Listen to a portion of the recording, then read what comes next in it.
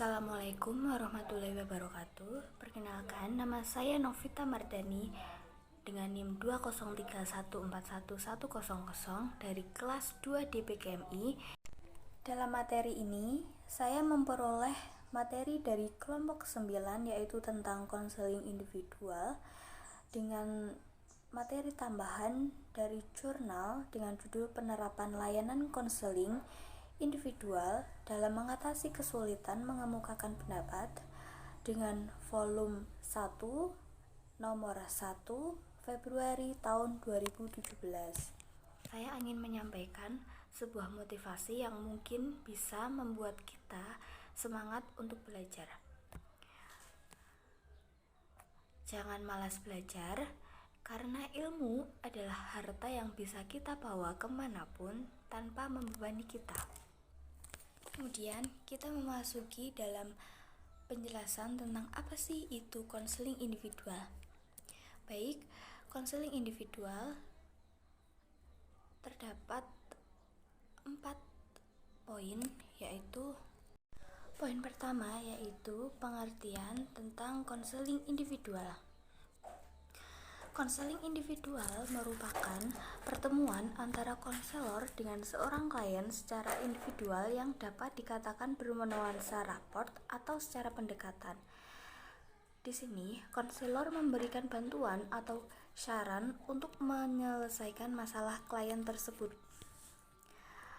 Kemudian, untuk poin kedua yaitu prinsip konseling individual. Di sini ada beberapa prinsip konseling individual, tetapi saya hanya menyebutkan 3 di antaranya saja. Yang pertama, konselor harus menghormati kejujuran klien. Yang kedua, konselor harus menjelaskan persyaratan konseling kepada klien. Yang ketiga, konselor bisa meminta bantuan kepada konselor lain apabila menemukan kesulitan dalam kasus yang dihadapi atau sulit untuk diselesaikan. Kemudian, untuk poin ketiga yaitu tahapan konseling individual. Tahapan yang pertama yaitu tahap awal konseling. Apa sih itu tahap awal konseling?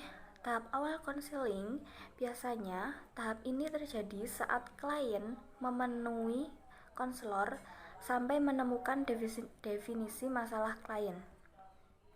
Kemudian yang kedua, tahap pertengahan.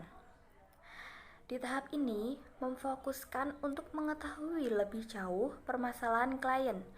Biasanya di tahap ini konselor memberikan perspektif atau alternatif guna mengambil keputusan dan tindakan.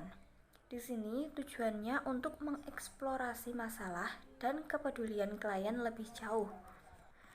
Kemudian di tahap terakhir atau tahap akhir konseling, yaitu konseling atau klien ditandai dengan menurunnya kecemasan klien, mengarahkan klien untuk masuk ke arah positif dan terarahnya masalah hidup yang lebih jelas. Kemudian untuk poin keempat yaitu fungsi konseling individual.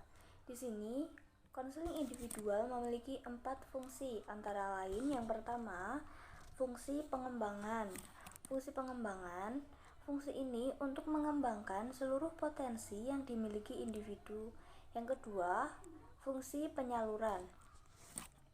Fungsi ini membantu individu agar serta-merta memantapkan penguasaan karir.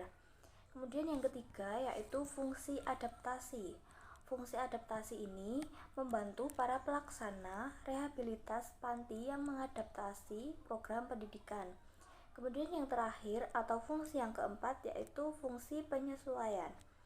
Fungsi ini membantu individu menemukan penyesuaian diri dan perkembangan secara optimal. Kemudian untuk poin kelima yaitu tujuan konseling individual.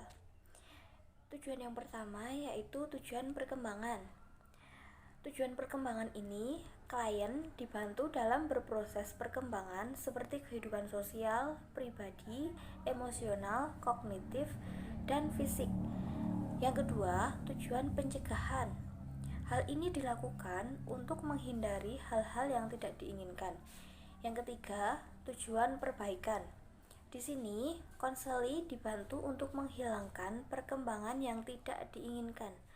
Kemudian yang keempat, tujuan penyelidik. Dan yang kelima, tujuan penguatan. Tujuan keenam yaitu tujuan kognitif. Tujuan ini menghasilkan fondasi dasar pembelajaran dan keterampilan kognitif. Tujuan ketujuh yaitu tujuan fisiologis. Tujuan ini memberikan pemahaman dasar untuk hidup sehat. Kemudian yang terakhir yaitu tujuan psikologis. Tujuan ini untuk membantu mengembangkan keterampilan sosial yang baik. Kemudian untuk kesimpulannya yaitu konseling individual merupakan pertemuan antara konselor dan klien secara individual. Konseling individual memiliki beberapa prinsip dan 3 tahapan, antara lain tahap awal konseling, tahap pertengahan, dan tahap akhir. Kemudian konseling individual memiliki 4 fungsi, antara lain pengembangan, penyaluran, adaptasi, dan penyesuaian, serta memiliki 9 tujuan yaitu perkembangan, pencegahan, perbaikan, penyelidikan, penguatan, kognitif, fisiologis, dan psikologis. Dengan melalui konseling individual, maka konselor dapat lebih mudah memahami kesulitan, mengemukakan pendapat, dan faktor-faktor yang mempengaruhinya.